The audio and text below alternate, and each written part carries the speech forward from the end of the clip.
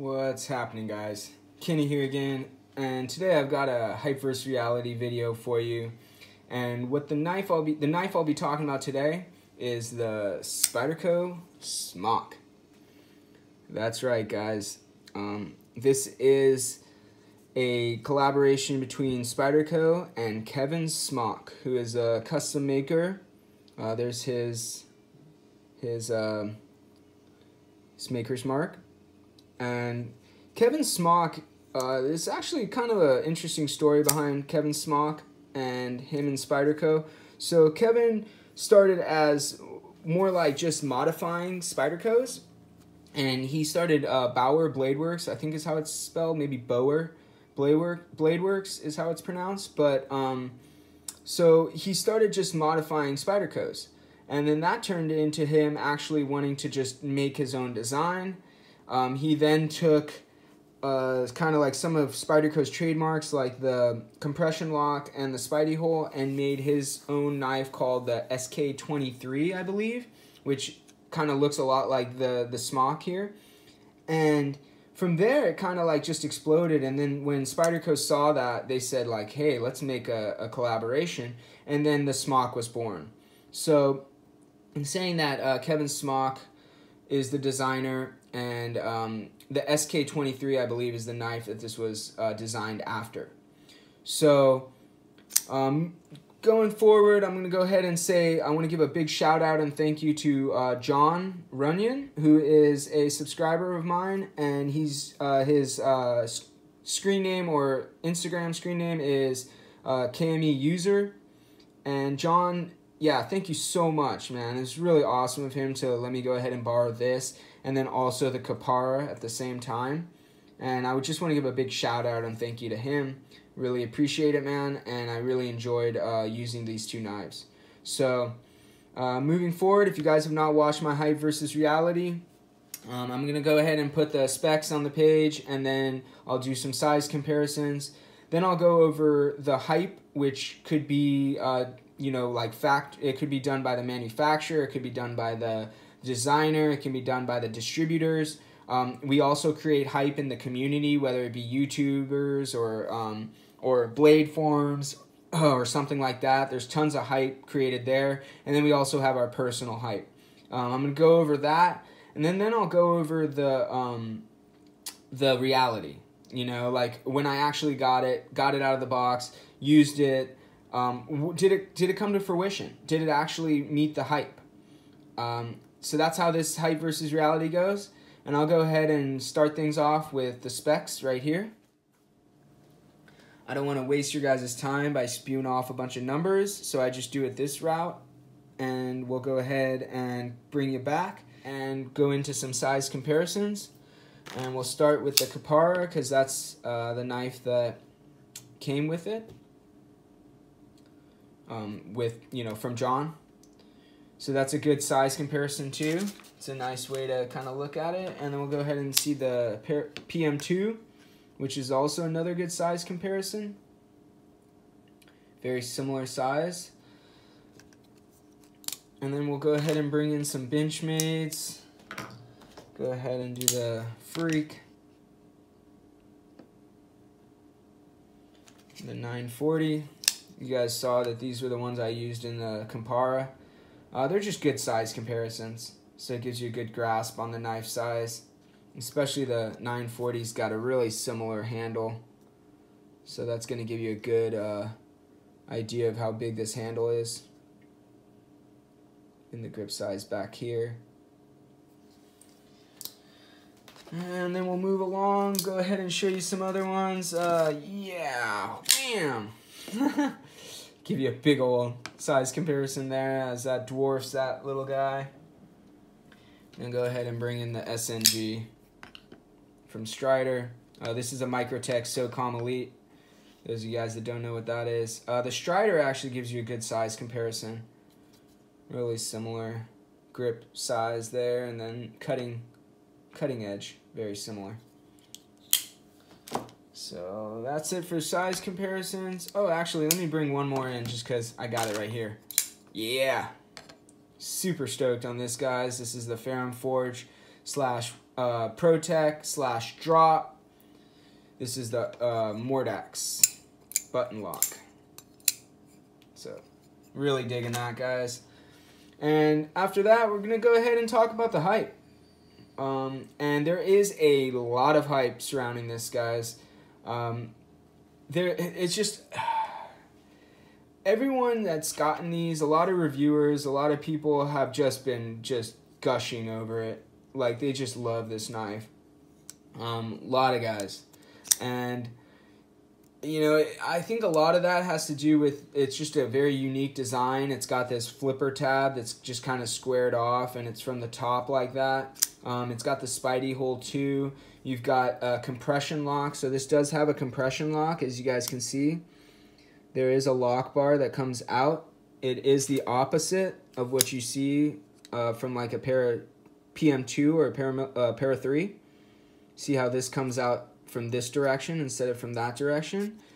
And the way that works is you have a button on this side that's actually connected to the lock bar there.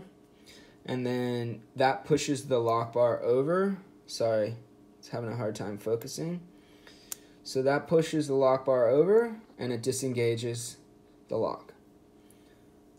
And that does work very well in the sense of like when you have, you know, you don't have to get your fingers into a lock bar. So that's the idea, is you just have a button from the outside, pushes the lock over, and you don't have to have a cutaway. So that's a nice nice design thought there. And then on top of that, it was known to have just like really smooth action and be really fun to fidget with. Then again, it has a hollow grind, which was kind of like a lot of guys talking about how well it slices because of the hollow grind. Gets it nice and thin behind the edge. You also have your Spidey hole and that kind of deployment. So you have the Spidey hole. You also can bring it out with your thumb. A little bit of the hype and also the size, you know, just a good EDC size. Also coming from the Taichung factory, so a little bit of hype surrounding that.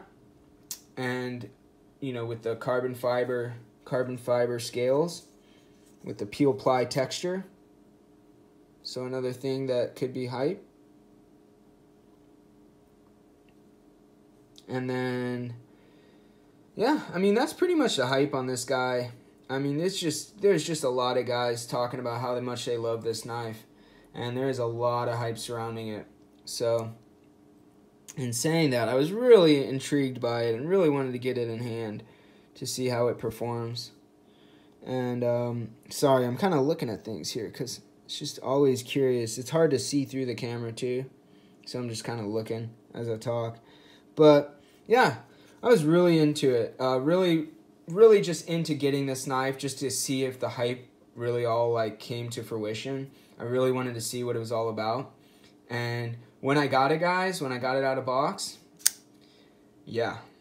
As far as fit and finish is concerned, it is done well. It's done very well.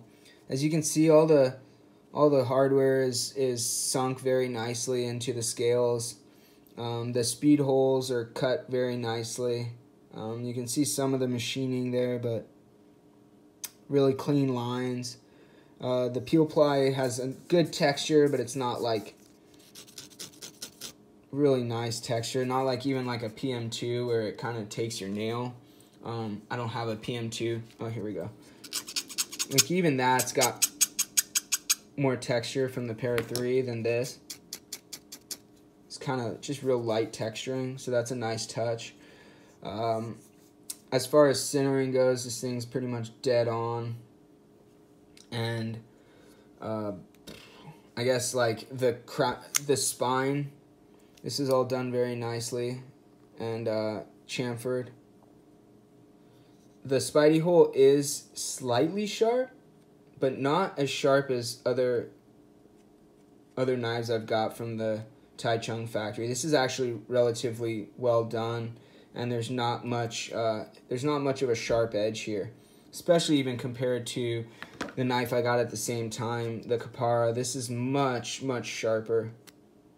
And if you guys watch that video, you know that that's much sharper, whereas this, I can't, doesn't really take nail.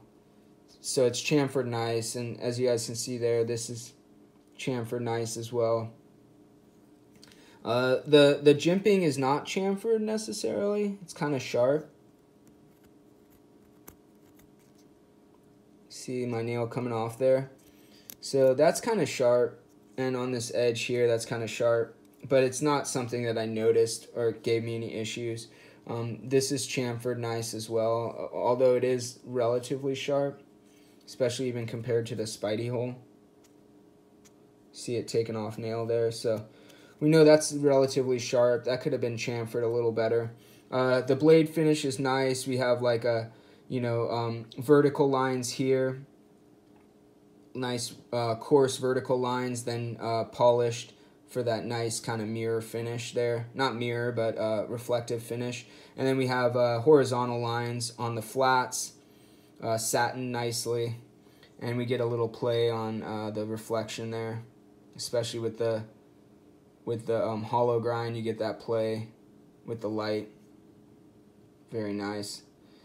So yeah, that's nicely done for the finish on the blade. And the fitment of, like, let's say like the scales to the, because this is G10, it seems like, with a, sorry guys, my camera actually died, so I had to bring you guys back. So what I was gonna say is that I don't see any distinction between layers here, and I think that this is solid carbon fiber. I could be wrong. I couldn't find any literature that states whether it's solid carbon fiber or, a laminate, but it seems to be solid carbon fiber. And to be honest, I would expect it from the Taichung factory, although I know that some of their other knives have been known to have like a layer, but with something like this, I would expect them to be a solid carbon fiber. Yeah, in saying that, it seems to be done well, and it has a nice weave to it, so that part of the finish seems to be nice, and the finishing as far as contouring, you can see that they do round these corners fairly nicely there. So that's all rounded nicely. Obviously the chamfering on the spine, the inside of the liners seems to be chamfered slightly, just to break that edge. So I didn't notice anything super sharp. Nothing that's super objectionable as far as the finish goes. And then the fit, of course, seems to be done well. Pretty tight tolerances here. This is on phosphor bronze washers, just like the Capara has phosphor bronze washers. And it seems to be done well. So everything's nice and tight.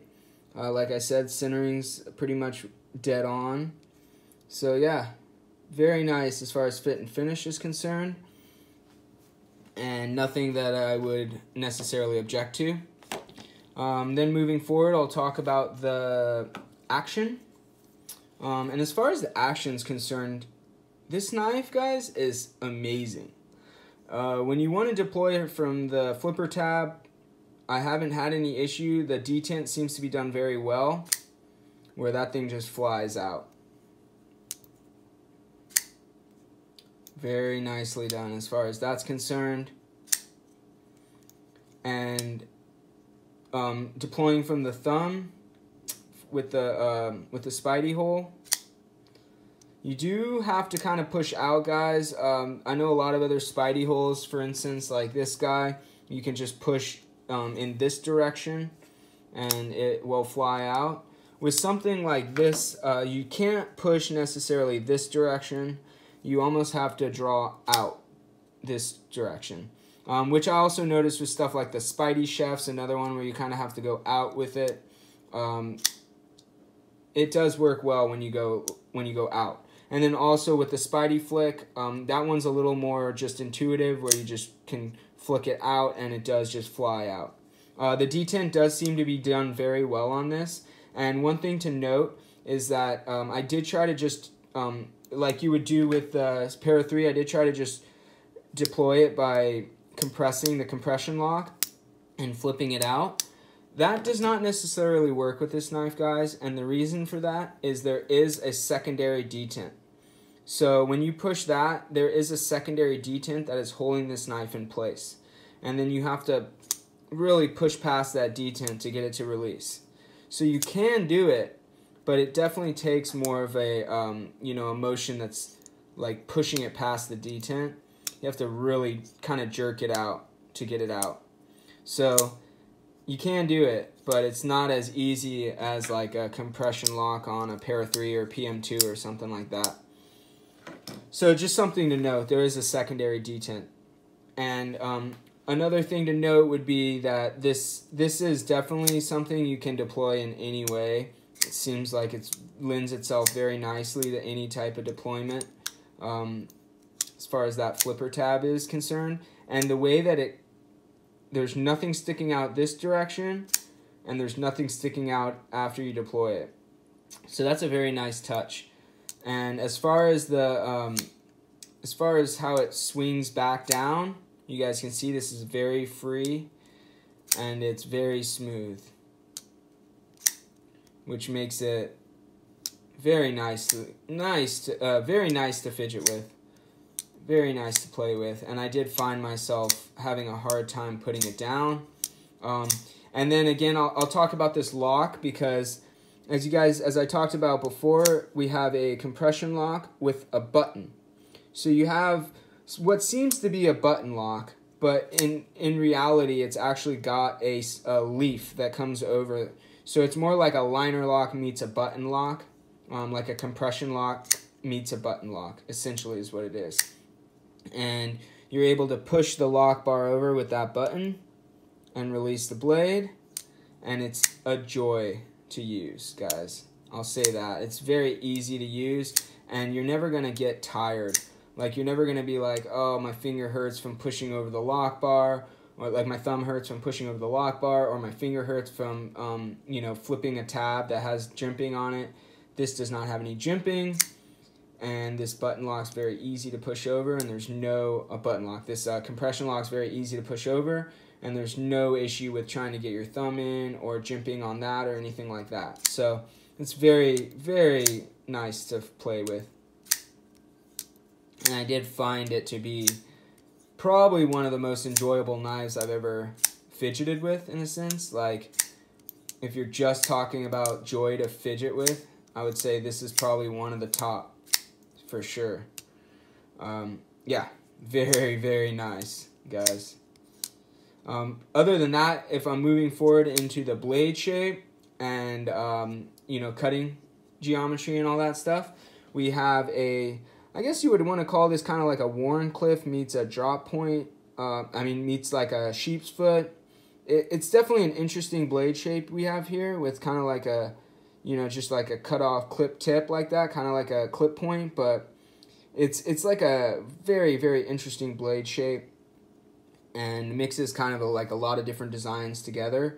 And then we have a nice generous flat up here with a kind of an aggressive hollow grind, as you can see here. So it does come to a relatively thin behind the edge dimension, and it does tend to like bite into material very well as far as that's concerned. And I'm gonna go ahead and put some of my use on the screen here. Go ahead and show you in use. This thing does like to cut. It has a very nice thin behind the edge dimension, which tends to really get into material easily. Now with this, what I did notice with this grind on this knife is that you do have a very short hollow grind. There's not much height to the hollow grind, which makes it a very aggressive hollow grind with a very small radius type of you know, grind used. And what that means is that the material makes its way up that surface very quickly, and it broadens very quickly. So what I did notice is when I was going through thicker materials, it does want to bind up on that top section of the hollow grind. And I did notice that I had to constantly reposition and restart the cut, which was kind of an annoyance to me. It was kind of an annoyance, and it definitely started to get to me after a while. Now, another thing I noticed is that, I mean, it is a relatively thin stock thickness, so that's not necessarily like a part of the issue, but that that aggressive hollow grind does get bound up on some materials. And I really noticed it heavily when I was cutting through thicker cardboard. And then another thing to note is where the choil is, where they have the sharpening choil, which is also where the compression lock. It's kind of like a cutaway for that compression lock button as well. I'll show you guys more so this when I bring you back from the cutting, but it definitely was something that became an issue, and I did find myself going up into that choil quite a bit when I'm trying to cut material. And the way that the belly of the blade kind of curves, it does kind of lend itself to pushing the material into that sharpening choil or finger choil, whatever you want to call it. It did seem to get hung up on that quite a bit, and I did notice that quite often I found myself just getting hung up and having to reposition and start my cut over. And it did become something that was an annoyance, and definitely just wasn't stoked on that aspect. So in saying that, as far as the blade is concerned, as far as steel is concerned, we have S30V. I do notice that the Taichung factory in Japan does do a very good job with their S30. I noticed it first with the Kapara, and then sharpening this guy, I did notice that the apex came up very nicely. It did seem, it whittled hair on the first edge I gave it, which is, I only gave this one edge, and it performed well with that one edge. I did notice that as far as the edge retention and holding that apex was concerned, it performed well, and I don't have any gripes as far as that's concerned. It was more the grind and blade shape that I ended up having an issue with on this knife. And I wouldn't necessarily call it an issue, but it was just something that kind of deterred me from this knife in general, as far as being something I want to pick up myself. Yeah. So in saying that, I am going to go ahead and bring you back from the cutting. I know that was fairly brief on that, but I'm going to go ahead and show you what I'm talking about here with this cutaway, with this sharpening choil or whatever you want to call it. You can see where that lines up is right where your compression lock button is. And the reason they had to cut that was so that that doesn't interfere with that compression lock bar. In saying that, they kind of turned it into a spot that could become a finger choil. You know, you could get your closer to the blade up here. I don't know, guys. It's just not something I would find myself actually using it from here. Excuse me. The grips that I found with this knife, and we'll talk about ergonomics now, just kind of going in with the blade and its performance in that sense. You guys can see where the natural place to go ahead and set your hand is here, is all the way back here. This is where you find yourself naturally wanting to hold the knife. That's where the jimping lends itself to be, and everything.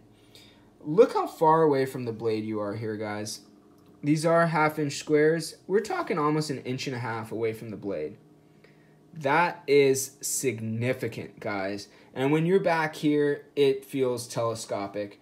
It does feel like you're just so far away from the cutting edge. And it's also a reason I found myself, as I was cutting, coming up into this choil here.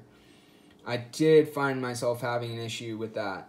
And what I did find myself doing was moving to here, which is definitely a more comfortable spot to sit. This is not, though, guys. This is not where you find yourself. I found myself right here, and that's where I found the most comfortable spot to use the knife was. And you're a little closer to the blade, so that's a lot better. The one thing I'll say about being up in this position, though, is your fingers are mighty close to that compression lock bar, and you can easily disengage that. In any kind of hammer grip, you are damn close to that compression button. So that was definitely something that was kind of a nerve-wracking situation for me. And I did not like the fact that that button is just so proud, and it's something that you can easily push, and it disengages a very free swinging blade. So it's just not the most amazing design in that sense. Although I didn't necessarily disengage this knife in use, it was something I had to think about. it definitely became something, it was on in the forefront of my mind, was I do not want to push that button as I'm using it. And then the other side of that was the fact that I was getting hung up on this hollow grind in conjunction with also just being so far away from the blade and then getting hung up in this sharpening choil. So it just was, it's like a trifecta of things I was getting hung up on, and it just did not, it didn't click with me, guys. I just did not find this to be something I was like, yeah, I want to put this thing to use, you know. After using it a few times to cut a few things down, I found myself just not like being stoked with this knife. The hollow grind is done well, and it seems to be like, it slices well when you're cutting something thin. Like if you're just going through one layer of cardboard, this slices very well through it. But as soon as you start to get through something thicker, something that's not gonna bend away as easily, this gets hung up very quickly on that hollow grind. So in saying that, I am gonna go ahead and bring I'll bring the calipers in here. We'll go ahead and show you the. Go ahead and turn this guy on, zero it out.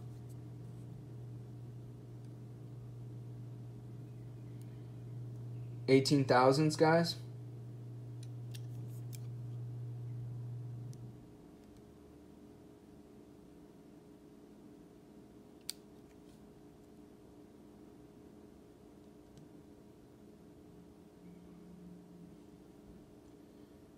$17,000.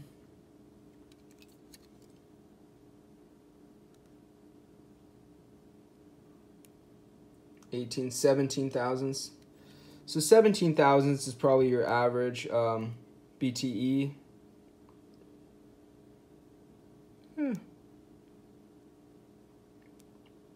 Yeah, 17, almost 16,000s. So that's not bad, guys. That's pretty good as far as your behind the edge thickness. But on a hollow grind, very short hollow grind, I would have wanted to see it even thinner behind the edge probably. And when we compare it to the Kapara, I've got even thinner behind the edge here. I think we found like, 16,000s, even less, I think, at one point. So honestly, if I'm looking at these two blade shapes, I'm going this route every time. Every time, guys. Same behind the edge thickness, but with a much longer route. When you're doing this, you end up getting hung up on that, on the top of this right here. If you're doing a hollow grind and you want to spread it out and have it be a little broader, this is a much different story because you have all this distance to go and you can keep it fairly thin for a while there. So it definitely has less, you have more surface to broaden that progression. So this is it's just a little too aggressive for me in my eyes. But in saying that, it was fun to use, guys. It was fun. It just didn't perform like I would have wanted it to. What I would have wanted to, I might have gone a little more aggressive with that hollow grind, or just broaden it, bring it up higher. But I mean, for the design, it is what it is, and he kind of just did what worked with the blade shape, but it doesn't necessarily work for performance in my eyes. And then again, like this, that blade shape, I mean the handle shape and everything. I'm actually, guys, I'm not really drawn to this knife aesthetically either, which is another thing that it's just, yeah, it kind of looks like a turd, guys. I'm going to be honest. Kind of looks like a turd. And for me personally, it kind of performed like a turd. So it fits.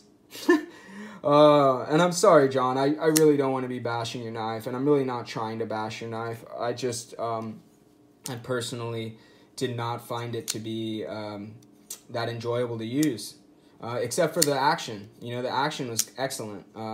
That is the part of it that I absolutely loved, was the action.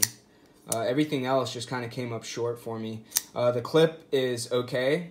As far as in the pocket, this thing did actually carry very well.